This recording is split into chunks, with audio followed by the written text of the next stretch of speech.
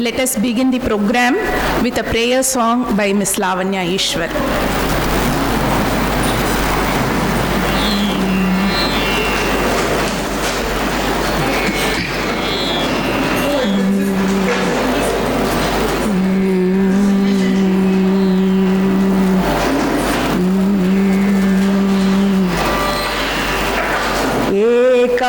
ब्रह्म सदा द्विधा विभजते त्रीन् व्याप्य यद्विद्यते वेदानाम् अतिगोचरो हि पुरुषो भूतेषु यद्वर्तते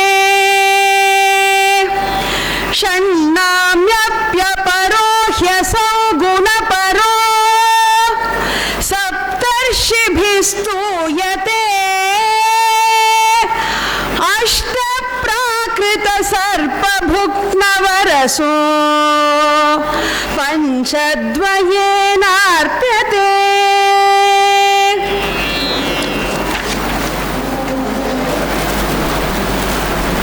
Thank you very much, Lavanya Ishwar.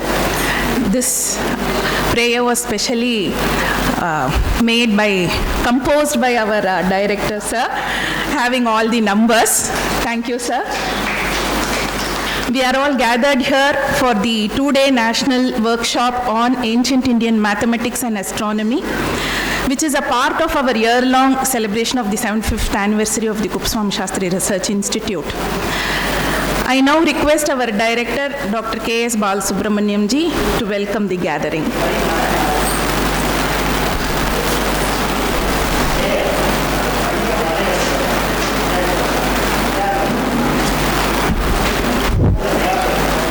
Good morning to all of you. As Dr. Yamuna said, we are celebrating the 75th anniversary of our research institute, and this will be the last workshop for this year. We conducted 2 seminars, one on arts and architecture and another on Bhakti literature in Sanskrit and Tamil. And last month we had a workshop on Sanskrit literature covering different aspects of Sanskrit literature, and all the 3 of these events were very well attended. We got overwhelming response, and for this workshop also we have got around 120 registrations, which itself is a record for our institute. Previously, we never had the registration and all that, thanks to the young scholars at the institute. Now we are marching into a new era. In 1945, this institute was founded in memory of Professor Mahamahopadhyaya Vidyavachaspati Kulapati, and the great Professor Kuppaswamy Shastri, who was the first principal of Madras Sanskrit College. In 1944, he passed away, leaving behind scores of scholars who all became internationally very well known in different fields. And in his memory, this institute was founded in this very place in 1945. Professor Kuppaswamy Shastri was an expert, and he guided many traditional and modern scholars in different fields like Kavya, Alankara, Vedanta, Mimamsa, Nyaya, to name a few. But even in those days, he could venture into different fields. He could judge the student from their approach. Thus, Saraswati Ammal did research in geometry, and we had other scholars like C. Sivaramamurthy, who could beautifully draw pictures, and he became the first director of National Museum, Delhi. So many scholars he encouraged and asked them to write articles in the Journal of Oriental Research, which he started in 1927, which we are continuing even today. It has been keeping the international standard intact. And this journal carries many articles, including on different aspects of mathematics, geometry, astronomy, astrology, and so on. And we did publish a separate book by David Pingree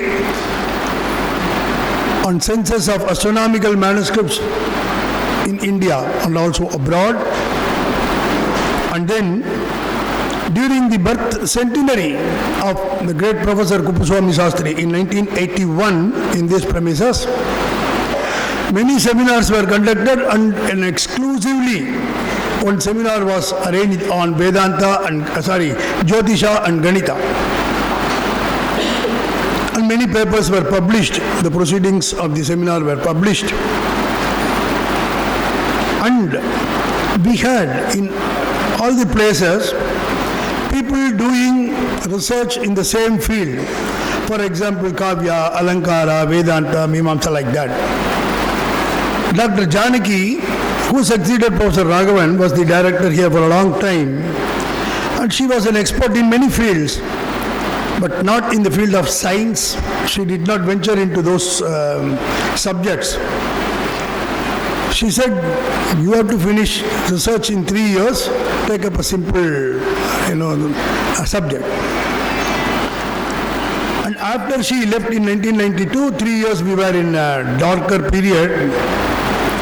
And then Dr. Kameshwari took over, and she took up the challenge of unraveling the new avenues in the field of art, architecture, and science subjects. So her candidates were given different topics like mathematics, algebra, botany, and so on, in different fields.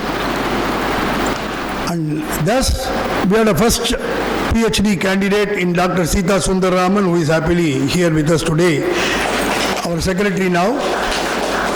She did her PhD on Bija Ganita, Bija Pallava, a commentary on Bija Ganita. And this was followed by Dr. Rama Kalyani, who also worked on ancient Indian mathematics under Dr. Kameshwari. And then we had other students like my own candidates, Srikanth, who did MPhil in Jyotisha and a PhD in Sridhara and Sripati's contributions to ancient Indian mathematics. And then presently going to be Dr. soon, Chandrasekhar. At this age he completed his PhD in ancient Indian mathematics. And Mrs. Vijayalakshmi will soon complete her PhD in mathematics. We had another thesis on surds in mathematics. So we have been doing a lot of work in the field of mathematics also, apart from publications. Our sincere thanks to Professor M. Rangachari, who has been a constant source of help to us in all our activities with regard to mathematics. And we have got stalwarts in this field like Professor MDS, very affectionately known as Professor MDS, MD Srinivas, and Professor Sriram, MS Sriram. They have contributed a lot in the field of ancient Indian astronomy, mathematics, and so on. And they are carrying this tradition for a long time. Now, it should not stop. So youngsters in the KSRI, especially I can talk about our research institute, are taking our institute in a new direction. We have many youngsters like Dr. Yamuna, Dr. Vidyuta, Dr. Preeti, our Kirti Malini. They are now doing a lot of work in the field of computer-based research work.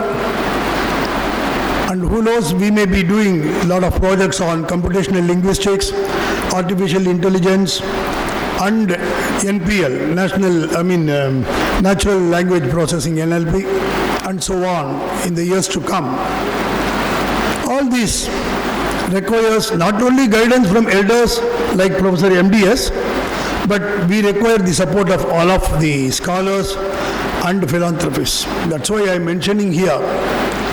With more support, we will be able to bring out more treasures from our ancient literature. And in this very same topic of ancient Indian mathematics, we conducted a 2-day workshop during our 70th anniversary celebrations. That was also very well attended. And now we are going to have again a 2-day workshop on ancient Indian mathematics. I hope all of you would be enriched by following what will be taught here by experts in each field. I think from next time onwards we will be going live. So many scholars across the globe can view our program sitting from their homes itself. Apart from coming over here, this time I was little bit nervous to go live. So I asked these youngsters to wait for some more time. So from next time onwards, we will be going in live stream so that many scholars will be benefited by the talks, lectures and classes being conducted here. And with these few words, I once again offer my grateful thanks to Professor MDS, one of the senior most scholars in India. Dr. Yamuna will be introducing him to you, and I welcome all of you for this workshop. And since the response has been so overwhelming, there may be one or two inconveniences. So I plead your indulgence, please excuse us. In the beginning itself I say, if there are any shortcomings, please let us know. We will try to rectify them in future. And I once again welcome all the speakers and also all the scholars and the research scholars who have come here to participate from different parts of Tamil Nadu and other places. Welcome to all of you, and over to Dr. Yamuna.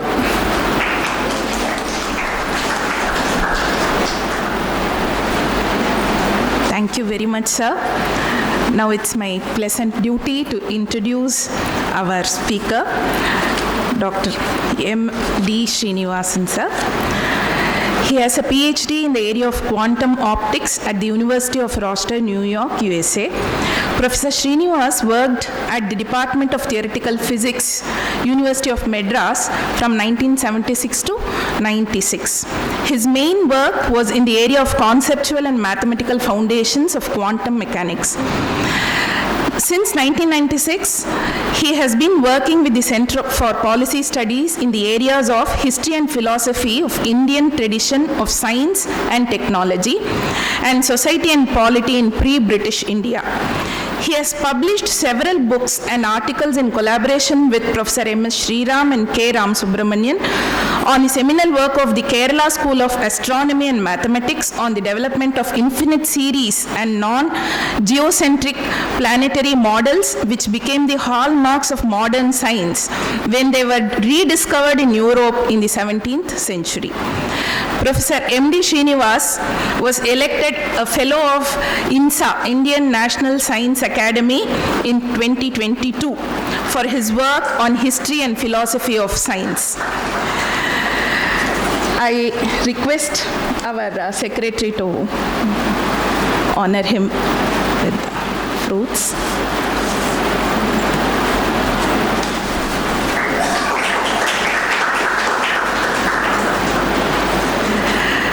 The inaugural session is conducted under the endowment Srimati Rajam Ramaswamy endowment.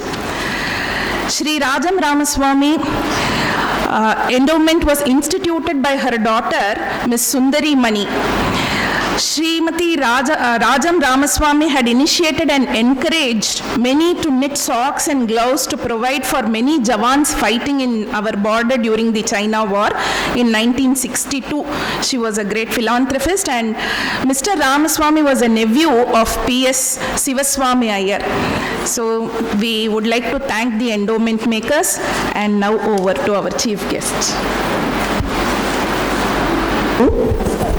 I am very grateful to Swami Shastri Research Institute, Professor Sita, Dr. Kameshwari, Professor Rama Kalyani, Professor Balasubramanian, all the colleagues.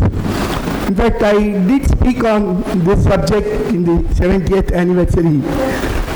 Maybe I will say a few things about what I have learned a little bit after that time. I remember in 1981 when they held this conference on science, I attended that. And at that time I purchased this book published by Professor Kupana Shastri. It's a very important commentary on Mahabhaskariya by Govinda Swami, and it's super commentary by Parameshwara.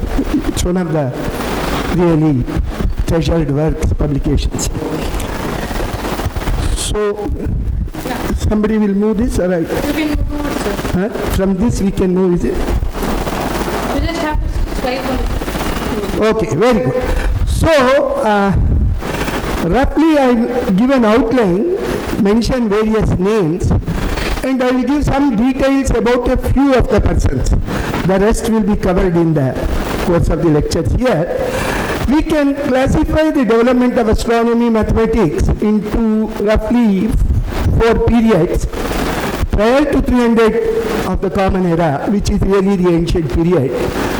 Then the classical period, which goes from 300 BC to about 1300 of the Common Era. Then they what may be called medieval, or you can call it transitory period or whatever. And these disciplines continue to flourish. Basically they come under the Vedanga of Jyotisha till early 19th century, and there was a very large scale disruption in this due to the British rule, but especially due to the British implanted education system. And in the last 150 years, several Indian scholars have done highly dedicated, meticulous work to bring back to light or rediscover what this tradition was and what it means today. But still the position is that we are yet to achieve a fairly clear and comprehensive view of how this subject developed in India, its concepts, techniques. Many things are not fully clear even today, and perhaps in the next couple of decades, with a lot of enthusiasm in studying the Indian knowledge systems currently, maybe we will reach a much better situation. But even more than that, we are trying to re-establish the Indian civilization in modern times.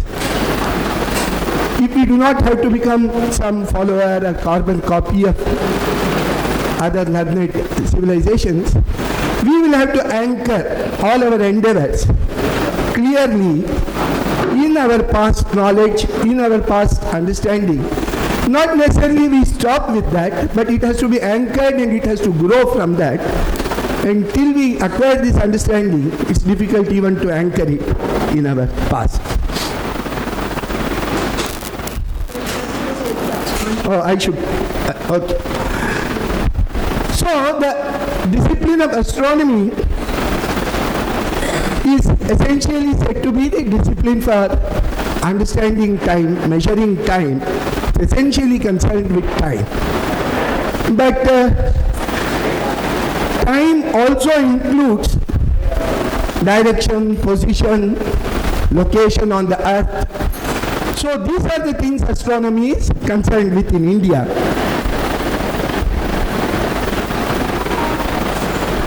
But All that comes from our observation of the motion of celestial bodies. So our understanding of time, though time, people will say it's anadi, ananta, whatever it is, but it's understood and measured by the study of the motion of celestial bodies. That's where the celestial world comes in. So we have to devise some theoretical frameworks for understanding them and see how well they conform to what we observe. And so this combination, that observation and computation go together, is one of the hallmarks of Indian astronomical tradition. This is a quotation from Riddha Garga, somewhere around 5th to 8th century of Common Era, before Common Era. Nahi sarvatra ganitam.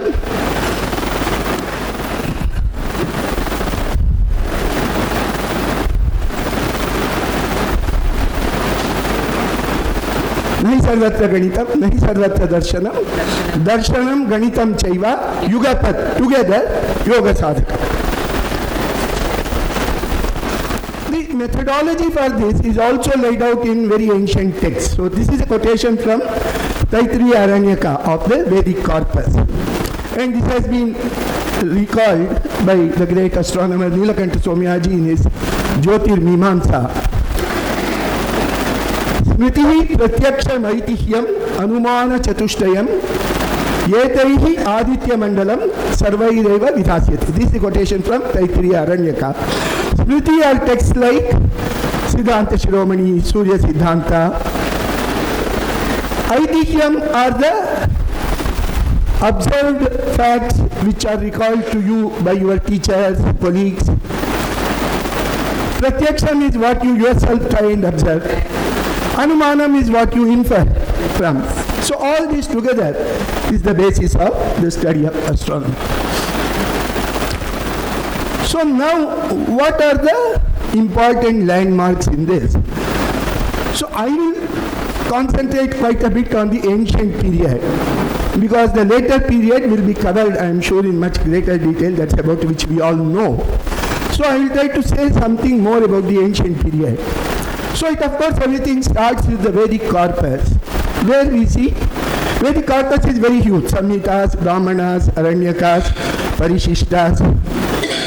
In all, even the published literature could run up to about 1,00,000 pages. Mention of large numbers, factors, fractions, sequences. Vedic corpus is not a text of mathematics or whatever, but in it you see all this. And even more so, you have what is called the decimal place value nomenclature of numbers. That's the way we currently speak about numbers, 5,327. It's almost as if you are writing it in place value notation, 5327. And this was made possible by giving names to powers of 10. So powers of 10 up to 12 are recounted in the various Vedic Samhitas, sometimes up to 16. Then of course there is an idea of the number 0 and infinity also. All these appear in the corpus. Now equally important is the observational astronomy that is there in the Vedic corpus. The Vedas, Vedic text lists 27 or 28 nakshatras. But one of the very important things that has been discovered during the last 10-12 years is the fact that the same text, Taittiriya Aranyaka, I mentioned a few minutes ago, it has a statement about a constellation called Shishumara, which is in the northern sky. It's called the dragon constellation in modern scholarship. And there is a star called Abhaya Dhruva. It's called Alpha Draconis today. This is being identified as the pole star. In the Taittiriya Aranyaka, it is called the Dhruva. And this actually happened to be at the North Celestial Pole. I will explain what it is in a minute. In 2850, before the Common Era. Similarly, there is detailed discussion of the motion of sun and moon. Description, observational. Solstices are equinoxes. What are solstices? When you see the rising point of the sun each day, keeps shifting. If you see over a week, you will see it has moved. So it moves either southwards or northwards. And the points where they turn from the north to south, and the point when they turn from south to north, these are called the summer and the winter solstices, or the Dakshinayana and Uttarayana. And equinox is the point when the day and night are of equal magnitude. That's when the sun rises at the exact east direction. The Vedic corpus seems to have a statement on the 18-year cycle of eclipses. It mentions comets, meteors and other natural phenomena. Now, there are particular texts which talk about astronomical phenomena in greater detail. One such is the Maitrayani Aranyaka Upanishad, and another one is called Mahasalila, which is a part of a text called Rudragargiya Jyotisha. So they talk about the summer solstice happening at a particular nakshatra, at the beginning of a nakshatra. We will explain this in a minute. And that indicates the period of those texts to be around 1800 to 1600 before the Common Era. Now there are also between 2500 to 1900 large number of archaeological sites which have orientations and various other properties which show a high astronomical and mathematical, their weights and measures, all these things. One text which has been published in the last decade is called Parashara Tantra, which dated to around 1300. It talks about winter solstice at Shravishtadi. Again, I will explain what it is in a minute. It talks about the motion of sun, the path that you see that the sun follows in the sky, in the background of stars. That is called ecliptic. Or if you want to be a moderner, you can say the path Earth traces around the sun, as seen from the sun, is also the same ecliptic. So this ecliptic is divided, as I said, into 27 equal nakshatra divisions.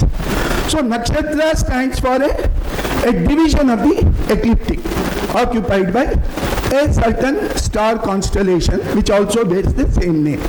So Ashwini constellation will give the Ashwini division. Now in this constellation there are several stars. There will be some bright star which will be called the Yoga Tara of that. And so there will be an Ashwini Tara also. There will be a Bharani Tara also. Okay. Now the movement of the sun along the ecliptic is what specifies the seasons. And then there's something about planetary periods, something about the motion of Agastya, eclipses, comets, etc. So the last text of the ancient period, it's something that was published long time ago. This was one text about which we have known from about 150 years. It's called the Archa Jyotisha or Yajusha Jyotisha. These are two small texts, one of 36 verses, another of 43 verses. Together, they are about 50 verses. It's concerned with computation of Tithi and Nakshatra using the mean motion of the sun and moon. Tithi is dividing the time period between two successive conjunctions of sun and moon or two successive oppositions of sun and moon into 30 parts. Nakshatra is the passing of moon over each nakshatra division. So we have to compute what is the Tithi or nakshatra for any day, assuming a uniform motion of sun and moon. And this text is again constructed in a very ancient period, and it uses the principle that all of us use today very commonly, called the Trairashika principle, the rule of three. And this is one of the earliest texts which bears to this kind of a thing. So now, what are these basic factors? So this is the Earth, this is the axis of the Earth. So this axis is tilted with respect to the plane of ecliptic. It's not perpendicular to the plane of ecliptic. This angle of tilt is about 23.5 degrees. And this is called the north-south axis of the Earth. Where it meets the sky, you call it a north celestial pole. If there is a star at that point, you call that a pole star. Now, this is the north-south axis. I'm sorry. And this is the equator of the earth. But the path in which earth goes around the sun is what I earlier called as the ecliptic. So this ecliptic and equator are therefore inclined. And the points where they meet are known as the equinoxes. And these points where the sun turns around, this is the ecliptic, the sun turns around in these 2 points, those are the northern and southern solstices. So as I said, the axis of the earth meets the sky, and that point is called the celestial pole. If there happens to be a star there, you call it a pole star. So due to this, what is called the precession of the pole or equinoxes or solstices, all of them move. This north celestial pole of the earth traces a sky, a circle in the sphere of stars.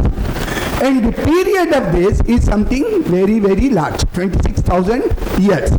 So it moves by 1 degree in 72 years. Or in 1 year, it only moves by about 50 seconds.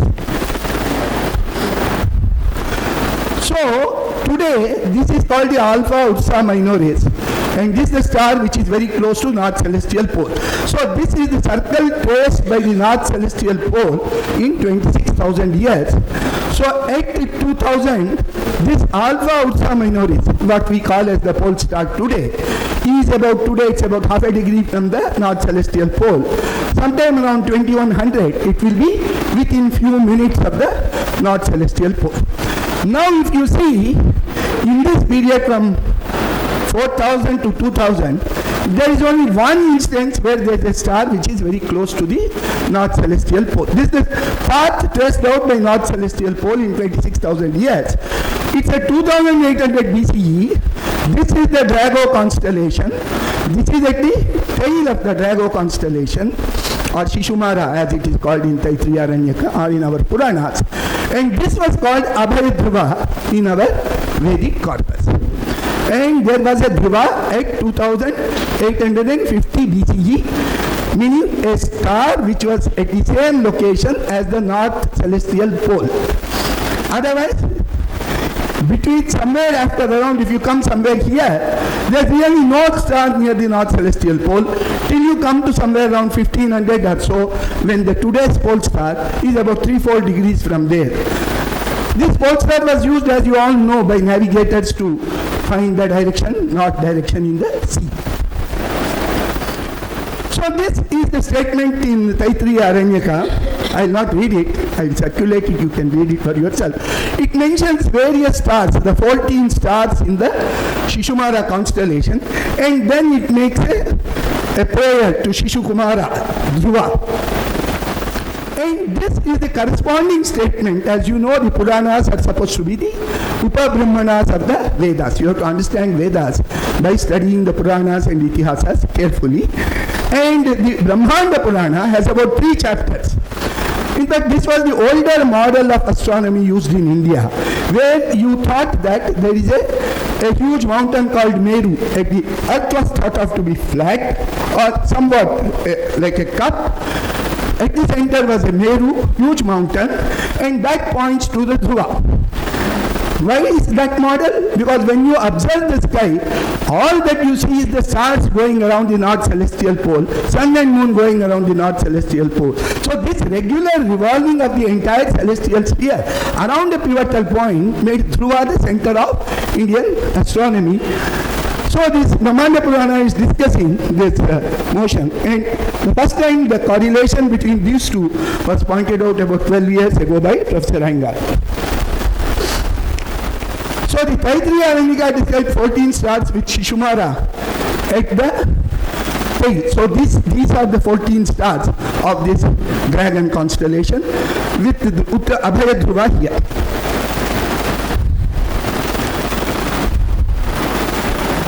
And the Brahmanda Purana, 22nd and 23rd chapters, which also explain, and they say, Evam Dhruvanibadho Asau Sarpate Jyotisham Gana. The entire celestial sphere is tied to the Dhruva and goes around that. Now this observational record found in Vedic and Puranic texts is of immense historical significance. Whether Brahmanda Purana was written in 2850 or Taittiriya Aranyaka was written in 2850 is not important. The entire corpus has a record and discussion of this very important observational astronomical phenomenon. And it was, as I said, the center of the old Indian astronomical model. And the Abhaya Dhruva was indeed the pole star. Its declination, it was within 7 minutes of the North Celestial Pole at 2830 BCE. And this record clearly establishes the continued cultural and scientific history of India and its literature right from the beginning of the 3rd century millennium BC.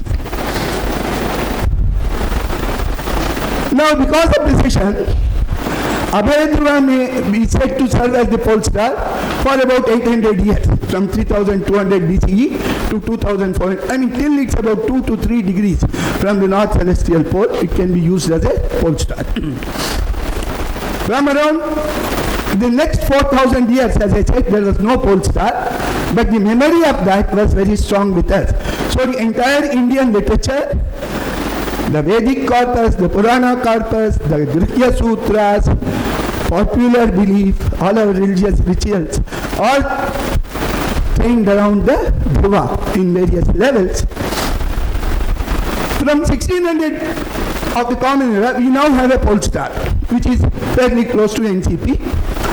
Now, the ancient texts, after about 2000 BCE, did record that the Dhruva has moved.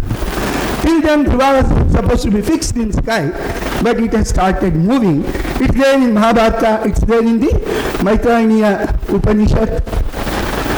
The text of the Siddhantic period, what is meant by that? We all know Aryabhata, Varahamira, etc., 500 common era. And there are various Siddhantas which Varahamira summarizes. Perhaps those Siddhantas were written 300, 400 years prior to his Pancha Siddhantika. So, they do not talk about any pole star. When they say Dhruva, they mean the North Celestial Pole, the axis of the Earth meeting the sky. So, there is no Dhruva Tara. And the Ursa Minor constellation, once they started noticing that it was coming closer to the North Celestial Pole, it is mentioned in the Siddhantic astronomy text, like Bhaskaracharya Siddhanta Shiromani. It is called Dhruva Matsya. This Ursa Minor constellation is called the constellation of Dhruva Matsya. And in 16th century, a sort of an astronomical instrument was designed by Padmanabha. So, we have lot of references to Dhruva in the Rig Veda, and the Shishumara constellation is discussed in Vishnu Purana and Bhagavata also, apart from the Brahmanda Purana. But the story of this is very tragic. Hermann Jacobi was a great German scholar. In 1894, he published an article in the Indian Antiquary. There, he called attention to the fact that the Grihya Sutras, which are the sutras of the Kalpa Vedanga, which prescribe how household rituals have to be performed, in the context of the marriage ceremony, there was a Dhruva Darshana, which was prescribed in our, welcome to Professor Shriram, which was prescribed as a part of the ritual. And in fact, the ritual says, the bridegroom tells the wife that look at Dhruva and you be the center of our house, like the Dhruva is the center of the universe. So, Jacobi said, maybe the Vedic corpus is recollecting something as ancient as 2850 BCE, when there was a pole star, Alpha Draconis. Remember that there was some debate between Tilak, Jacobi and all that. Tilak in another way had tried to suggest that there was an ancient period that the Vedic texts were talking about. But this was immediately shot down by William David Whitney, who has translated Atharva Veda, who has translated Taittiriya Brahmana, various texts, a famous American academic, founder of Sanskrit department in Yale. So he wrote an article within a year in the same journal saying that there is no mention of pole star either in the Veda or in the Brahmana. And after Burial Keith, whose books are there, perhaps half a dozen books of him will be in our library also. He has translated Taittiriya Brahmana, he has translated several other texts, I think Pratishakya texts. So he needed to repeat this, to say that the pole star Dhruva appears in the Grihya Sutras only. So what I am trying to tell you is that most of the scholars of Indology and history continue to be stuck with this denial mode. Perhaps now that this is getting better known, we will try to re-evaluate this. Now I will quickly mention something about the 18-year eclipse cycle. The Rig Veda talks about 3,339 Vishwe Devas who are supposed to consume Soma. And Soma also means the moon. And again we go to Brahmanda Purana, which also talks of the Vishwe Devas, and it says that during the Krishna Paksha or the dark fortnight, Soma is consumed digit by digit for 15 tithis by the Vishwe Devas. And this continues for as many dark fortnights as there are the Vishwe Devas, 3,339. So if you add the bright fortnights and the dark fortnights, it will become 6,678 tithis. And in the older Indian astronomical model, it's given in Vedanga Jyotisha, etc., 371 tithis constitute 1 year. So you divide this by 371, you will get an eclipse cycle of 18 years. Now today if you look up Wikipedia, etc., this is attributed to, this is called the Saros cycle. The name was given by this great man, I think Halley, in 17th century. But it refers to an ancient Babylonian astronomer, perhaps in the early centuries of the Common Era, noticing this. There is a corresponding yajna which reflects this 18-year cycle. This is called the Darsha Purnamasa. Now the Darsha Purnamasa, apart from other altars, the central altar is of this roughly a parallelogram but with curved sides. So these dimensions are all given, 48 angulas, 96 angulas, and this is an equilateral triangle. And so using the rules of Shulba Sutra, you can calculate the area of this Darsha Purnamasa Vedi, this altar, and that turns out to be 3,369 angulas approximately, because a curved area is to be approximated into a area, so you have to use the conversion between a circle and the square that the Shulba Sutras give. Equally important is if you trace the path of the moon, the longitude of the moon over a period of 18 years, it really fills up this entire Darsha Purnamasa Vedi. So, I mean, this is a very ancient principle in India where the Vedic rites exactly reflect at the terrestrial level the observed motion of the celestial body. Yatha Brahmande, Tata Pindi. That kind of a worldview. Now we come to the next text, Parashara Tantra.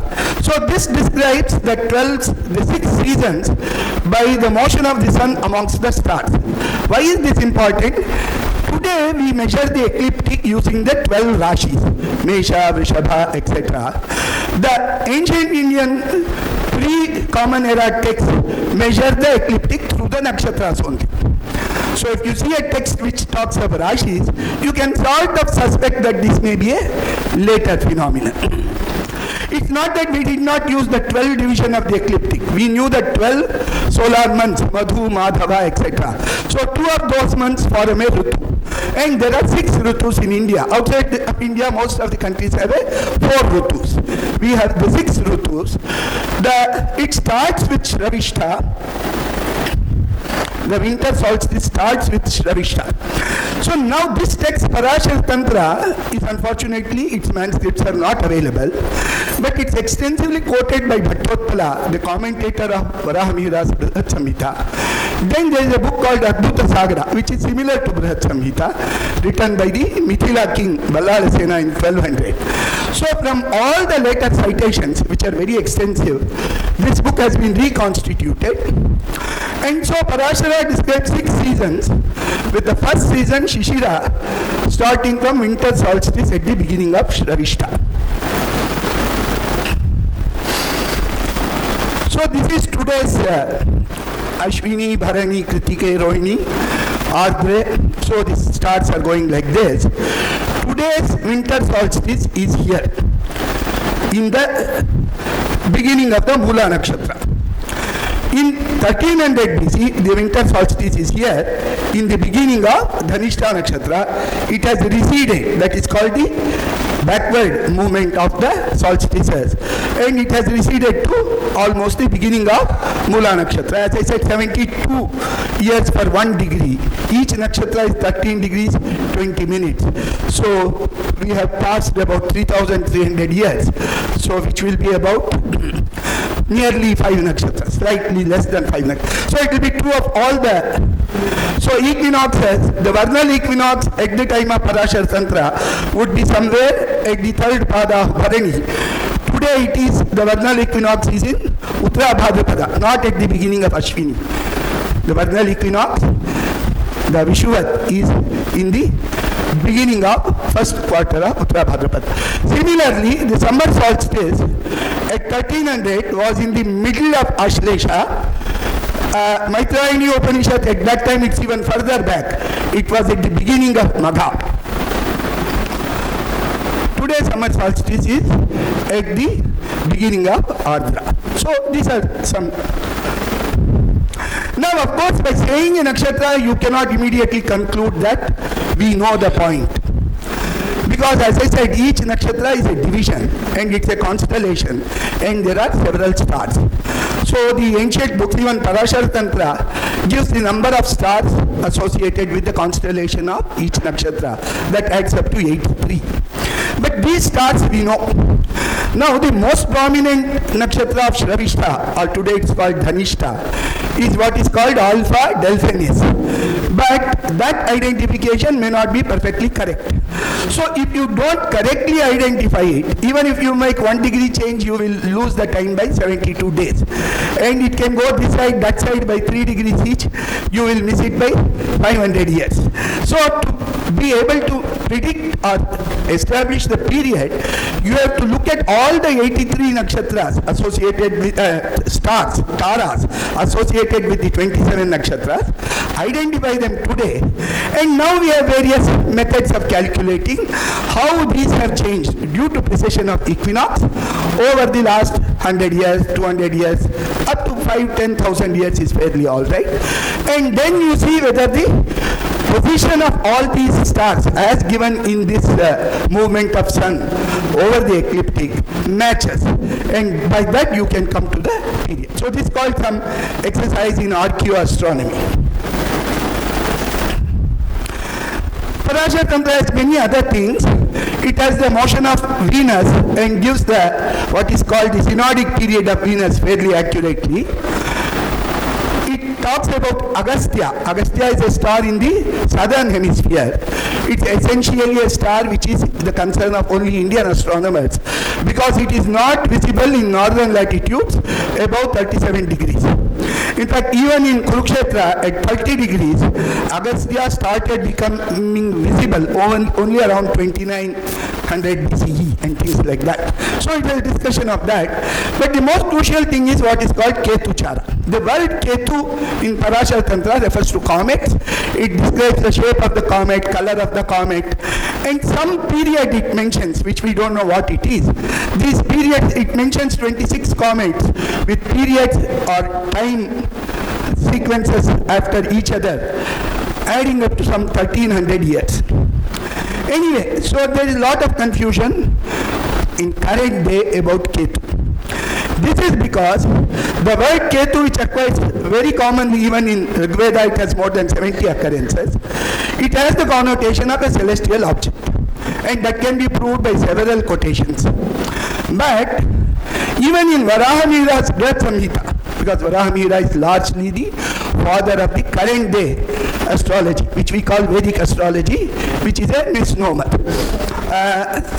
So even in his Brihad Samhita, Ketu stands for a comet, and not for today. Ketu we have assumed by current day astrology that Rahu is the ascending node of the moon, that is the The moon's path cuts the ecliptic in 2 points, 2 nodes. So Rahu, we say, is the ascending node of the moon, and Ketu has become 180 degrees opposite the descending node of moon.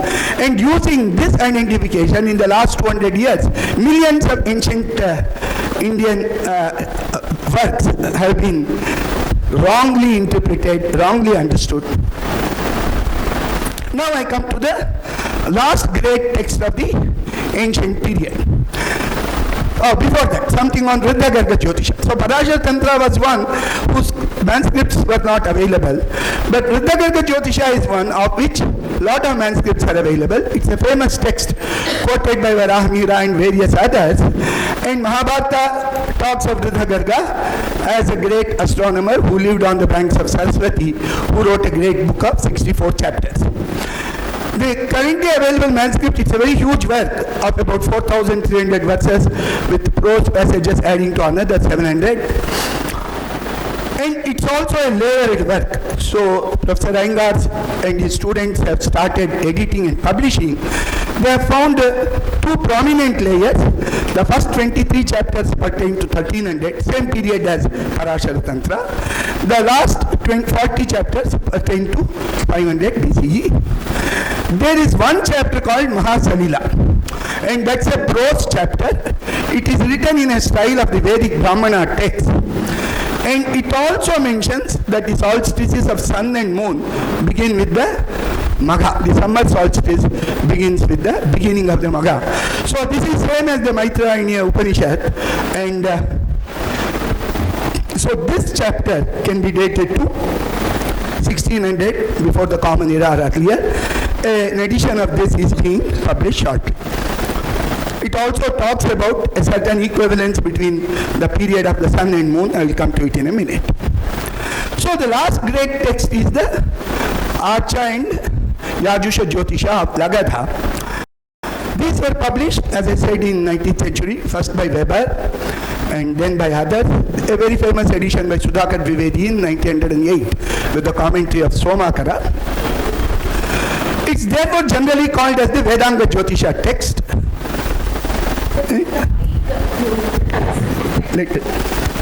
It's generally called the Vedanga Jyotisha text. So this, it's a very brief text, but it has immense information. The mean motion of sun and moon, that is, it assumes sun and moon travel with equal velocity. Not the same, but they move with constant velocity. And it is discussed again in relation to 27 nakshatras, not in relation to rashis, along the ecliptic, starting from Kritika. And they give systematic algorithms using Trairashika for computing the Tithi, Nakshatra, solstices, seasons. Parvas means Purnima and Amavasya, and where the intercalation has to be done in a period of 5 years. So the basic parameters are 62 synodic months and 67 sidereal months. What is a synodic month? The period taken by the moon to go through the 27 nakshatras. What is, that is sidereal month. Synodic month is the period between one Amavasya to the next Amavasya, or the period between one Purnima to another Purnima.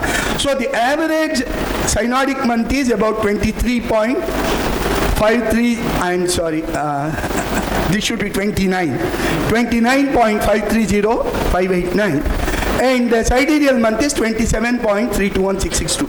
This is a strange case where the decimal points are right, the main integer is wrong.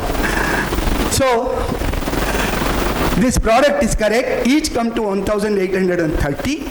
So this equivalence, which would have been observed, and as I said, this equivalence is stated even in Mahasalila, which is supposed to be about 400 years earlier. It says that 10 solar ayanas. 10 solar ayanas means 5 years, because each year is 2 ayana.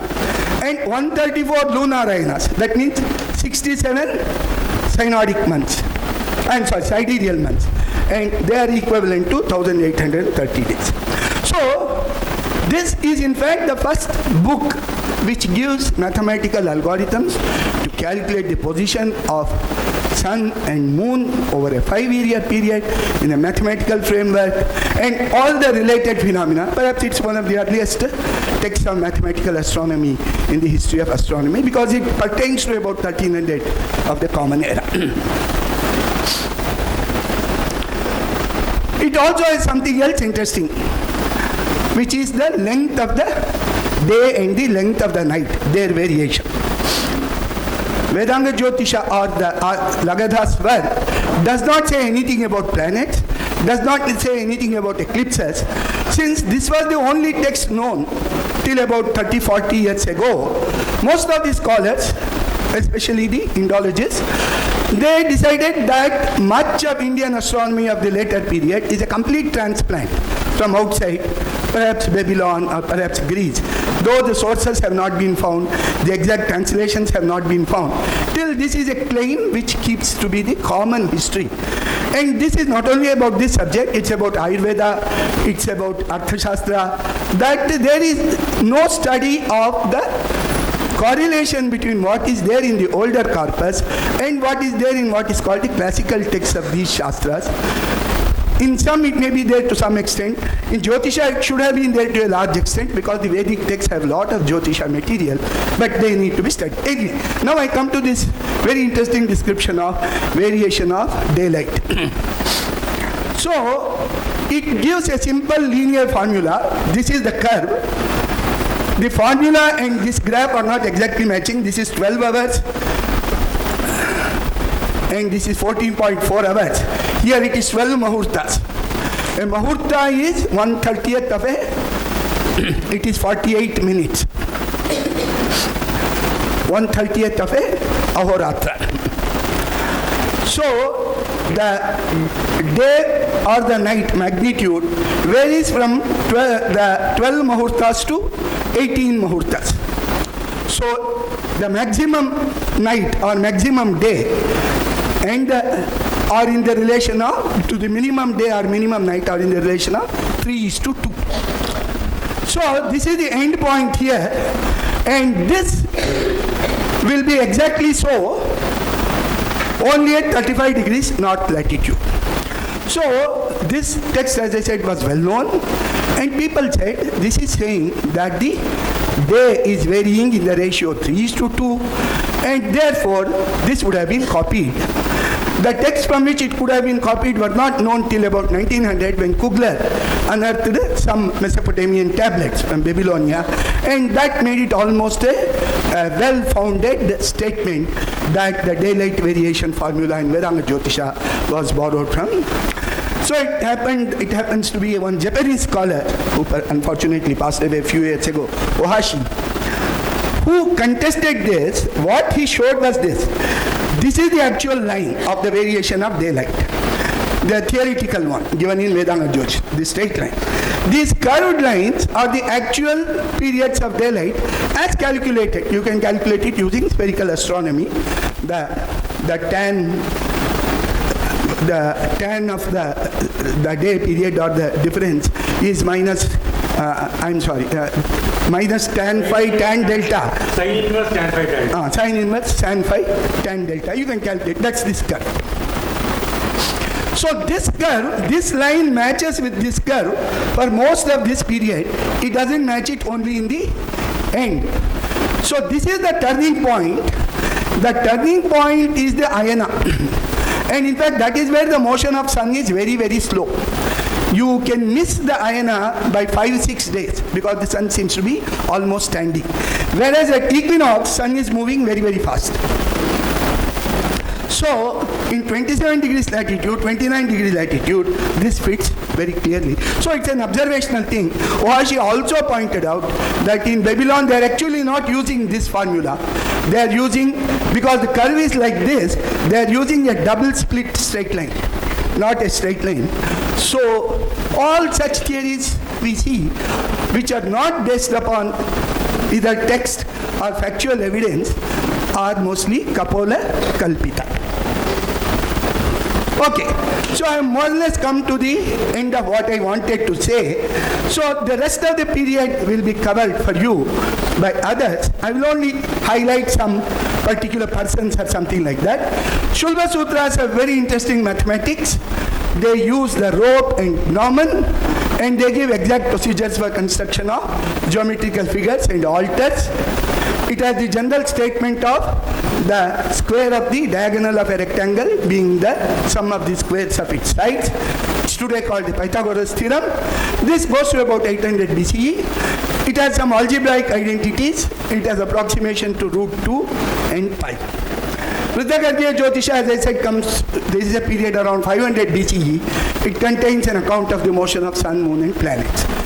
Then Ashtadhyayi is a model for all Indian sciences, because Ashtadhyayi has a methodology which is algorithmic. So to do anything, it gives a sequential system of procedures, and that is what most of the Indian texts. So how to construct such algorithms, and Ashtadhyayi constructs it in a sutra form. There is lot that is borrowed in principle from the methodology.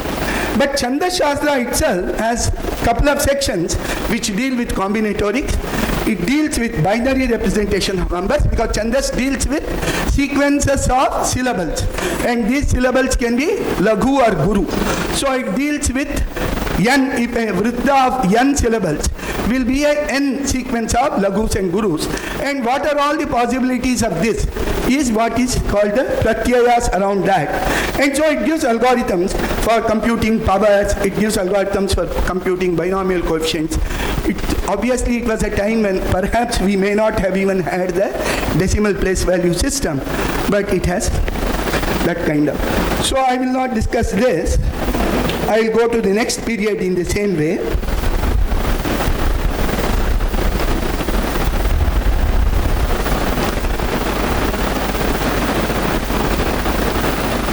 So then we have the Jaina and Buddhist texts. They follow the older Vedic astronomy largely. The list of 27 nakshatras, the list of 83 taras in these 27 nakshatras, the daylight formula of Vedanga Jyotisha are all repeated in the Surya Pragyapti, Chandra Pragyapti, or the Shardula Karnavadana, etc. of the Jainas and Buddhas. Zero and decimal place value system arises in this period, around the period between 300 BC and 650.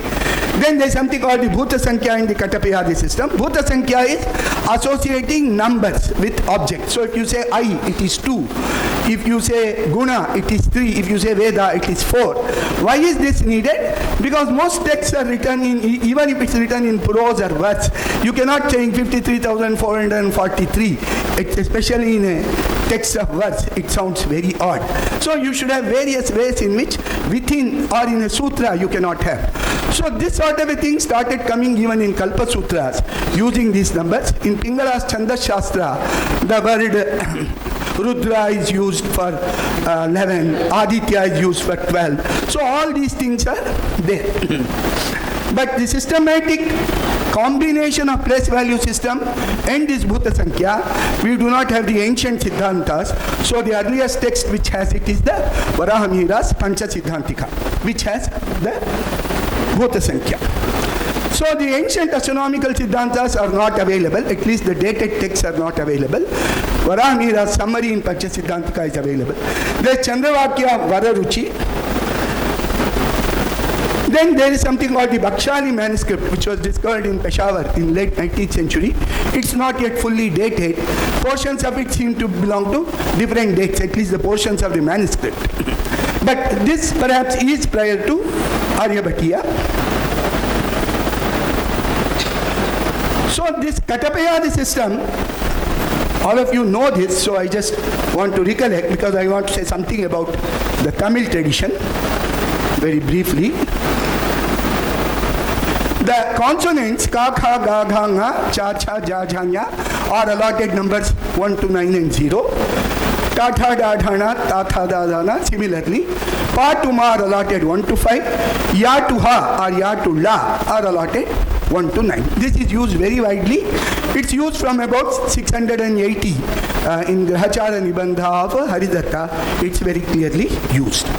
But there is an older text called the Chandravakya of Vararuchi, which is dated to 300 of the Common Era. So this is a Vakya system. Assume that moon and its apogee are together at sunrise. Then you calculate the true longitude of the moon for each day for a period of 248 days. Because 248 days is the period in which period of moon and the period of its apogee very nearly become equal. So these longitudes for each day are written in Katapayadi. Girna Shreyaha, Ya is 1, Shra, you have to take the second consonant Ra, that is, you start with Gi, Ga is 3, Ga is 3, Na, Arna, second consonant, if I take the pointer too close it runs away. So Arna, second consonant Na, it's 0, Shra is, Ra is 2, Ya is 1. Similarly, Dhanavashri, he is this much, last one is. So this is a very famous system, it's been improved and all that. I just wanted to bring to all our people something very important, that in Tamil astronomy, we cannot use Katapayadi because the Vargiya Vyanjanas are not fully present. So the Tamil astronomical texts, unfortunately very few of them have been published. They have devised a very interesting method. And this method does not use the Vargiya Vyanjana, it uses the vowels. So A is given number 1, A is given number 1, 2, E is 3, E is 4, U is 5, U is 6. We have 2 A's, A, 7, 8, I, 9. Then O, O, are all for 0. The one text which is available is called Chudamani Ullamudiyan. It has been 3-4 editions have been published. Some have been published in 19th century, recently by Saraswati Mahal Library. And the Chandravakyas, it's a astronomy, astrology text combined. It's due to Tirukottiur Nambi. It's about 1200 of the Common Era, a Tamil text. So the Girna Shreyaha has become Vinnor Nadan. So V, A, E is 3, O is 0, Na is 2, Ta is 1. Unfortunately, the modern editions of this book, which have been published, are by people who don't know the signature. And so these verses have been edited and they give you all sorts of numbers without any astronomical significance. So this is what happens when we don't study the subject in depth and then we have to go to the editing of text. Otherwise, we are sure to end in this kind of disaster. Anyway, this system is hardly known in Tamil Nadu. Tamilians don't want to take pride in that. This is the Swara system of numeration, which was devised with the special situation that prevails in the Tamil script and Tamil language also. Okay, I think I'll stop here, just make a few comments on this calendar and end with that. Because the calendar is something that's very common in our astronomical culture. And this goes back to the Vedic period. The elements are all in the Vedic period. So the 3 units are what is called the sidereal solar year. That's the time taken by sun to go from one nakshatra to the same nakshatra. And that is about 365.256. All our older books give it as 258. The time which is taken by the sun to go from vernal equinox to vernal equinox, which is what is commonly used today, it's called the tropical year.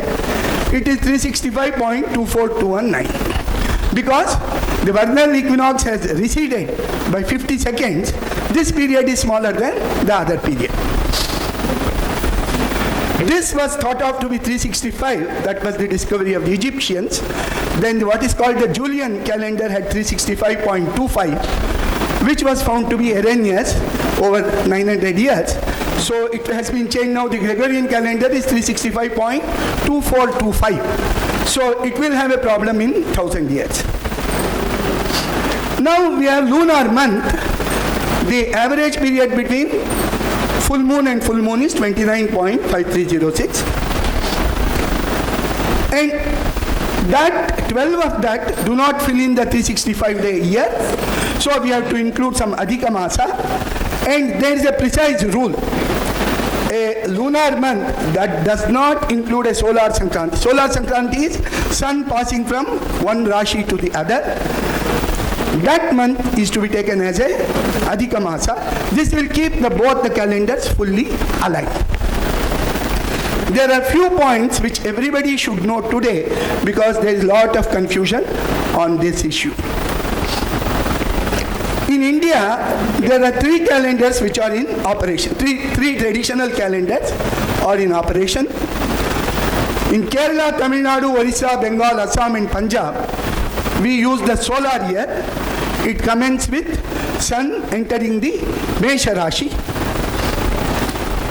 So, and it uses solar months, which is the sun passing from one Rashi to the other.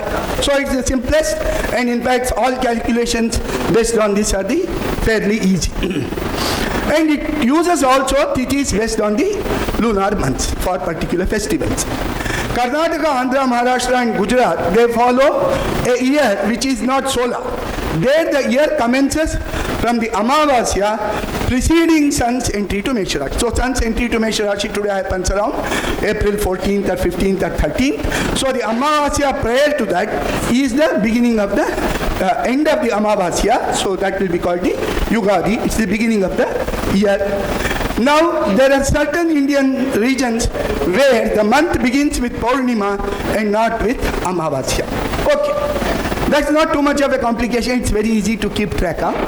But what is really unfortunate is a country which had this huge tradition of observational astronomy, huge understanding of the consonance between what happens in the celestial world and the terrestrial world, has forgotten to look up to the sky.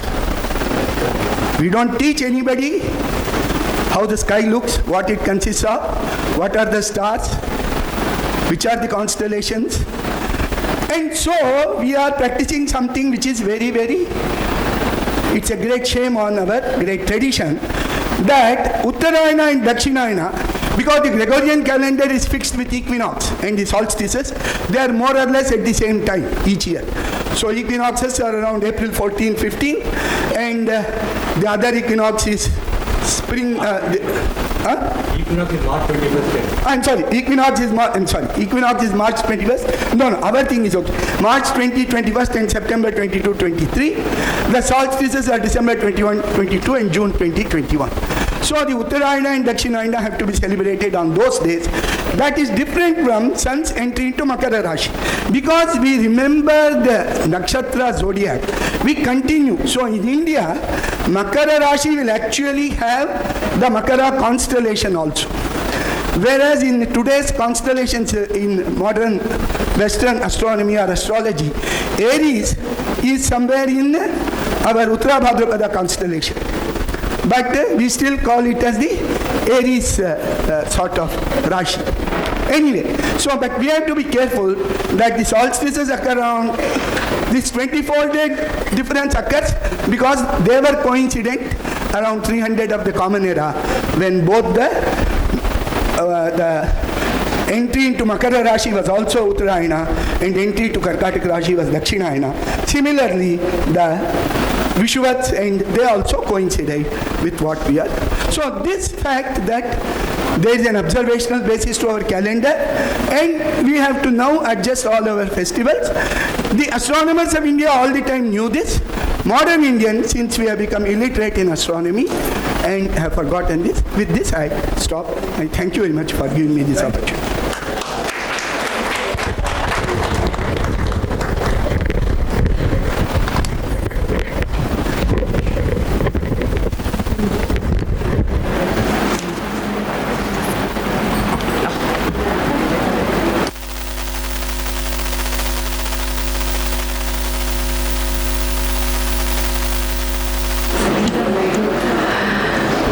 Thank you very much, sir, for giving us the richness of Indian knowledge system for past 3,000 years, recorded by our rishis from the Vedas to the later texts of Kerala, and giving us a view of the galaxy of stars and planets, beautifully explained.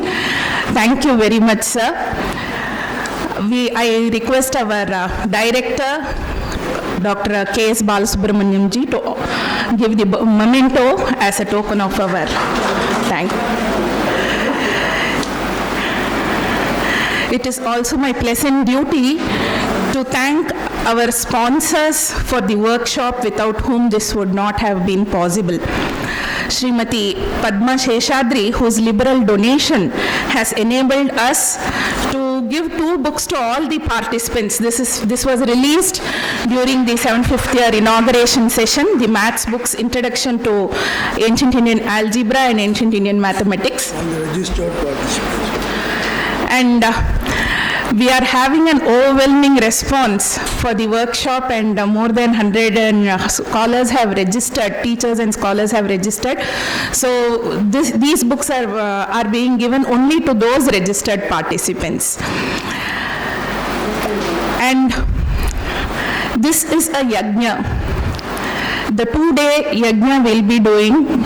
It is said the Panchamaha yajnas consist of Deva yajna. We thank the gods for having given us the human life. Then our parents, because of whom we are here, and our ancestors, which forms the second yajna, the Pitri yajna. And the third yajna is the Rishi yajna. We owe a lot to our gurus who have taught us, and the rishis, just as how our chief guest had shown us how our rishis have marked and recorded all their observations. Through the texts it has been, and through tradition it has been handed down to us, and it is our duty to learn. As the teaching faculties, we know we'll have to upgrade and learn a lot, keep ourselves updated. And this is an opportunity for us to learn and know what our rishis have given us. And this thread has to be kept live and handed over to the next generation. So this we will be doing by the Rishi Tarpana is done by reading these texts and understanding it and passing it on to the next generation. So we'll be doing this Rishi Yajna if we are attentive and attending all the sessions today and passing it on, learning it from these scholars who have done a great tapas in unraveling these texts, and they are giving it to us in a very easy and simple format. So I request you all to be here on both days and attend all these sessions. And coming back to the Panchamaha Yajnas, the 4th one is Manushya Yajna, where we are taking a lot from the society, we have to give it back. So it is an opportunity, we learn and we are giving back to the society. The sponsors especially have also done this. Thank you for the sponsors and the endowment makers. And I thank one and all who are present here.